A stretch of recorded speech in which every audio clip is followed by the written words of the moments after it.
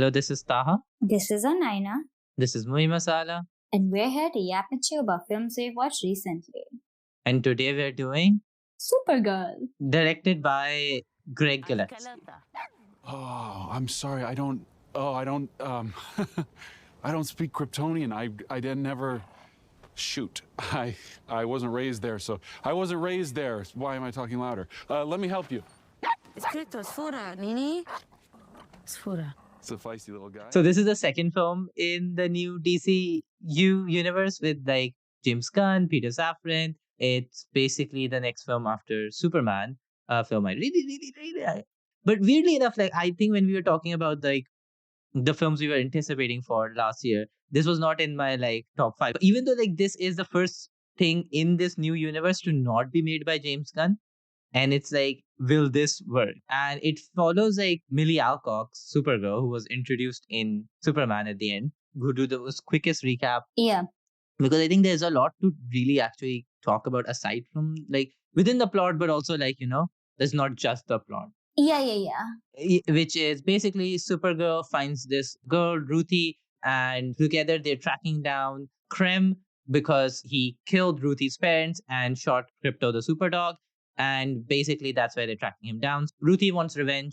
Supergirl wants the antidote for her dog. And Lobo is also there. He's just Ken. Let's put it this way. He's just Ken.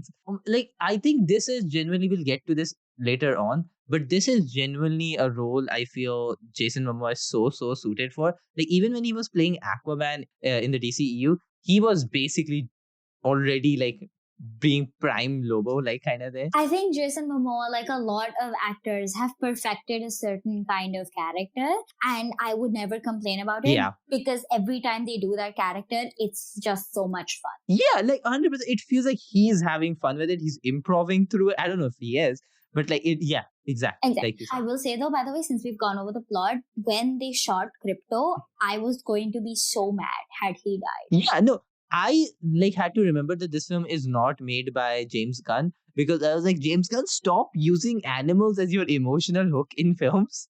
You keep doing this. You can't keep getting away with it.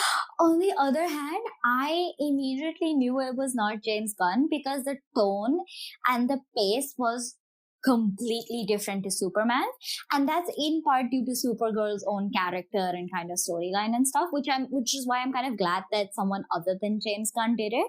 But to me, it was quite like evident as well that this wasn't James Gunn directed. Yeah, like speaking of it, if you're talking Craig Gillespie, who's done I, Tonya and Cruella, which I've watched, both of them, I feel you can see exactly this director has kind of made He two loves his other messy movies women. with characters which have a similar. Yeah, he loves his messy women. Exactly. Which has a very similar like female like protagonist. And so like I can clearly see that also really embedded throughout the film with Kara's character and how it develops throughout. And also talking about like Superman and comparing it to that, right? It feels like when Superman was so much more embedded into the theme of hope and like this idea of this hope figure. Yeah, exactly. Kara is not that. Supergirl Kara is not that. She is. This is very much an immigrant burnout daughter core film, which I really appreciate in how it's like Kara is just so like stumbling in a sense from here to there. Definitely. And it spells out where her hopelessness comes from. Not only do we have like a narrative flashback moment, we have a flashback moment that isn't narrated, that exists as a scene in its own right. It doesn't just add to the story, it explains the story. So it's not just a flashback for the sake of a flashback, it's a flashback for furthering the story, such as in the case of, for example, I'm thinking of that scene where Kara and... I'm assuming you're talking about the scene with Kara and Superman where Kara first come out of the pod, or with her father. No, I'm talking... Oh, that for sure. But I think I'm specifically talking about the flashback that happens while Kara and Ruthie they're waiting in this room for these people to help them. And then Kara tells Ruthie, her life story. And then, like the flashback isn't just so that, we know more about Kara's past. It's so that Kara and Ruthie can build a bond. They can share this connective tissue on like both of them share this strategy that links them and how they're both kind of broken because of it. Exactly, definitely, yeah. And so I think the hopelessness of Kara comes across very, very distinctively. And like you said, the whole immigrant narrative of it. I'm pretty sure if Superman had the allegory for, maybe powerful nations shouldn't intervene in global politics or something, then Yeah. this one kind of went into the personal of such global issues. 100%. Yeah. That's such a great way to look at it. Okay. I definitely really want to talk about the immigrant story because I think that is what connected with me the most as well, right? Because I think for me, the scene that I look towards that gives me the best summary of the relationship with Kara and Supergirl and Superman, and like also like Kara's character and why she is like this is the scene where she comes to Earth for the first time and Superman is there to kind of pick her up. And he just was like, "Hey, how are you? Like, this is like." He tries to explain all of Earth, like the fortress and everything. And then it realization, oh, you don't speak the same language I do. Why would you know what English? 100%. So this is what I mean by like, if Superman was about the global political, Supergirl is about the personal political. Yes, very much so, right? And in that initial scene, it's like I think any person who's immigrated to another country and had to leave behind so much immigrated in a way where you're not doing it as you're planning your future out. You're doing this because I need to escape where I'm currently from, right? In a very like asylum, refugee kind of system. And you go into this place where you might already know someone, but everything is foreign. You might know someone there, and in that realization it's also this idea of like, oh, we can be technically from the same place, but we're not the same people. We don't share the same experiences in that sense, and that is such a powerful like little thing to add, and how disconnected that makes you feel. Definitely. And I like the fact that it reveals the privileges Superman has, because in Superman the movie, yes, he was kind of the protagonist, so you're not meant to kind of I would not expect this aspect of his character to kind of come through. But with Supergirl, it's with the scene you're talking about, it's bang on clear in your face that yes, Superman is privileged. He has certain luxuries that Kara or even a lot of other, characters, for example, like her, wouldn't have had. Yeah. The fact that he got to grew up on Earth gives him a level of understanding of the culture of just the planet in general. But again, here it just like you said, in a more metaphorical way, represents the place he is in. That Kara just does not have. He is accepted as one of their own because he's lived up on it. He's like, again, he's basically a first generation immigrant, right? Exactly. He's the child of immigrants in that way. And yeah, and how that allows him a connection that Kara just doesn't get.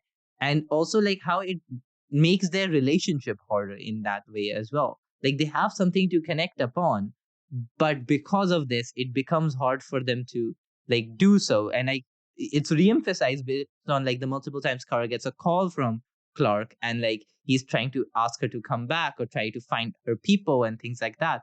And I feel that very much so, in a sense of someone telling you, oh, you should make friends here. And you're like, yeah, but my friends are there. I don't know what you're talking about. Exactly. Yeah. And I think the line that she says in one of those first calls that she picks up from Superman, which is just like, I don't have a people, that kind of like really hits you. And for someone like me who has kind of very limited knowledge about the DC universe, to kind of be like, oh, okay, it kind of makes you, it kind of absorbs you into the universe, but it also like builds a very genuine, empathetic connection with a character. And because I don't connect well with superheroes, let's put it this way, right? If you're just like I said with He-Man, the whole like, punch, haha, no matter how like, satirical it is, just doesn't sit well with me. I like it when, characters have, which is why I really liked a lot of the earlier Avengers stuff and some of the TV shows that they put out as well. Yeah. So I really appreciated that kind of the vulnerability of a character who's supposed to be this like superhero idolized kind of figure. I think when you mention also not knowing the background, I think they do change a few things from like Supergirl as a character that's gotten reinvented multiple times with her origin story as well. It's not as firmly placed, I would say, as Superman's origin story. But the most like common thing is like technically Kara gets either shot at the same time as Clark does when they both escape from Krypton. It's just Kara's pod gets stuck. She either like revolves around the sun a few times before she gets to Earth. Basically, she gets to Earth later than Superman does, and is also oftentimes like technically older than he is, but even though she looks younger than he is, which is also kind of oftentimes just done so they could have a young girl I Superman. got that feeling. I somehow Yeah. knew that in my head. And all the while I was watching the movie, I was like, isn't she meant to be older than him? So when she says he's just so Yeah. young, I'm like, yes. But then it's kind of like gone through.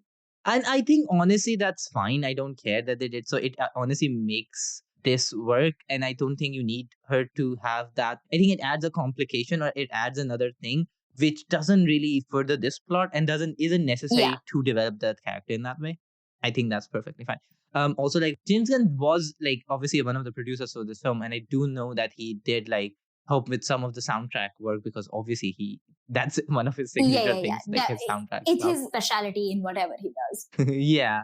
But I was thinking, man, I need Supergirl edits to Messy from Lola Young, because that song is just entirely this movie. Oh, absolutely. I see that so clearly. Yeah. Yeah, that entire song is like, because she just keeps doing that, and I think that is really, really fun. Yeah, and I think, again, comparing it to Superman, it feels more of a story of perseverance in that way. Yeah. Right? Where she keeps going on in a weird way as well. She keeps finding things because she does instinctively want to keep finding things. Like, she doesn't want to stop. There is that thing within her to keep going on, you know? Definitely, yeah.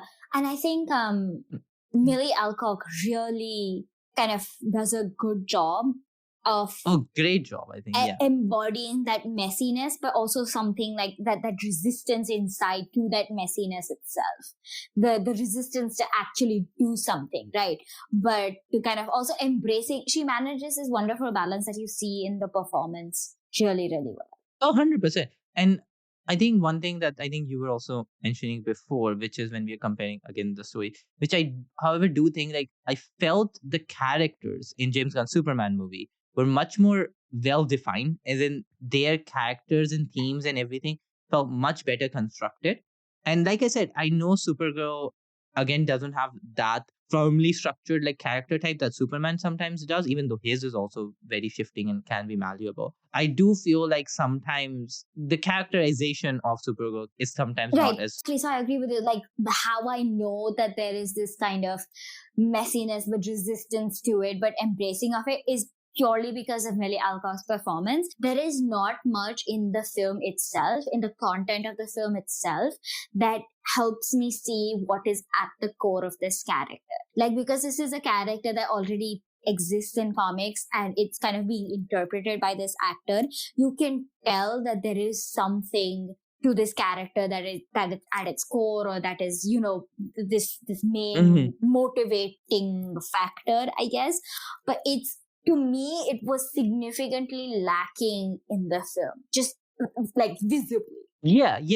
I also like think in that same way, like, spoiler alert, just for the end of the film, where Kara like kills the main villain, Krem, and I'll come to Krem as well. I want to talk about that for a second.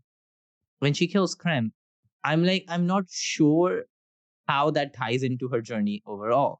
Like, it just doesn't connect with me. Well, the main theme of going off her trying to find a people and a home, and then when she finally goes to Clark and says, "I'm going to stay for a while," I just don't think you were making this whole case, but I don't think the final conflict in any way like connected the case properly. It's like the writers were trying to make a case for, you know, Supergirl embracing a larger community, but then eventually ending up with, she's a very individual person. She rides or dies for these specific people, which there's nothing wrong with a character like that as well. It's just pick one. It just feels like the theme that you want to set for the bigger type of the film just doesn't work with where Kara is at. Like, you're trying to say something with a character that's not saying it herself. Exactly. Yeah. You can say some of those more community-based things in a different film, for example. You can focus this film on the fact that, you know, despite Kara's messiness, despite the fact that she is selfish and, you know, she doesn't know who she is, etc., she rides or dies for certain people. And, you know, that would have been a perfectly fine film, perfectly great film to see. I agree. And I think when we talk about those themes as well, I think this is a great place to talk about Krem from the Yellow Hills. Again, also, like, I think to add, this film is very much largely based on the comic Supergirl Women of Tomorrow. it adapts that in certain ways. So I have not read it, so I can't really comment on the adaptation itself. I know a lot of people talked about how it's not as colorful or vibrant as that comic can be, which I would have liked. I thought James Gunn would, being one of the producers, being one of the lead creatives, would, but regardless of Krem is from that film. And the reason I bring that up is here, Krem, when again comparing it to Lex from Superman, doesn't feel as rich of an antagonist. He feels like a generic antagonist like we had from the previous MCU movies that people had a problem with, Yep. And when you compare him to Lex Luthor from Superman, you see like Lex was not just the antagonist to Superman. He was just not the opposing force.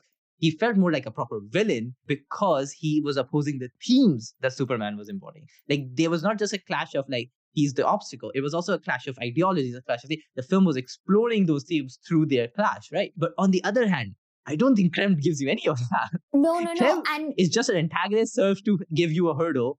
It's not his philosophy, ideology, anything that butts with Kara's and explores the themes further. I agree, and that brings me to another one of my issues with kind of the way a lot of the themes of this film are treated. A big theme that emerges kind of somewhere in the middle point is this planet where women and girls are kind of used by the brigands to forward their all-male race. Right? I'm quoting directly from the movie. Right. And yeah. Before you just go insane that they can just have a plotline like that and also have a PG-13 rating. I'm like, that feels a bit dark. What I'm getting to is why I agree with the PG-13 rating is because they do nothing about it. It just kind of exists. Yeah. It kind of just adds to Krem's villaininess instead of kind of being a central for any kind of, let alone Supergirl because she's a woman, but for any kind of protagonist. That is already such an ideological clash, right? Yeah. Right, and it kind of gets emphasized by the fact that Supergirl and Ruthie are working together or are kind of trying to go up against this guy. So I feel like if they kind of stuck with that, or not just stuck with that, kind of emphasize that a little bit more, or maybe made that Krem's big thing as this ideological opposition that you were talking about with Lex Luthor. Yeah. It also boils down to kind of the characterization of Supergirl herself as well. It's like, what does she stand for? What does she believe in? We don't know. We really don't know. So it kind of, I think that really bugged me a little bit because it's also quite a theme with a lot of films where just this small, like, oh, women are being mistreated is kind of thrown in as like a plot device to show the general evilness of a character or the general goodness of another character, the general benevolence versus the general malevolence. And it doesn't do anything for me because it's like, okay, you were trying to make a point, I see, but you're not. It's wasted. Kind of feels like a very cheap tactic to justify like someone be like seen as a feminist. Be seen as a feminist, progressive. Yeah, or thing. even I'm thinking more in the opposite way as well, because you're like, this is a very dark and heavy subject matter that you're basically introducing the idea of child bride, and it human doesn't trafficking. exactly, and it just doesn't get any of the necessary like focus that it deserves. So it ends up feeling like a very cheap tactic to make someone feel very egregiously evil. But yes, like you said, it feels like it doesn't come from a place of this is a topic I want to address or like understand. It comes from I want to throw something in there that I think is evil, and it feels bad. Like, it feels very disconnected from. It mixes clickbait and rage bait, which at the end of the day is bait. Yeah, fair enough. Yeah, it also kind of feels that it's not basically fridging, which is just like you kill off a female character to motivate a male character, but it feels close to that, right? Close Where enough. You're torturing a female character, to motivate. Like, it's not a male character in this point, but doesn't mean the act is not, that issue. Lastly, I also think Ruthie was really good, played by Eve Ridley. She was also like genuinely like I enjoyed her performance throughout the film. She was very much like cute where she needed to be, but also like sad and like a proper character. Like, I think her character I did really like understand as well, like where she was. She didn't want to be lonely, but she was trying to put up a brave face throughout, kind of because she felt she needed to. Definitely.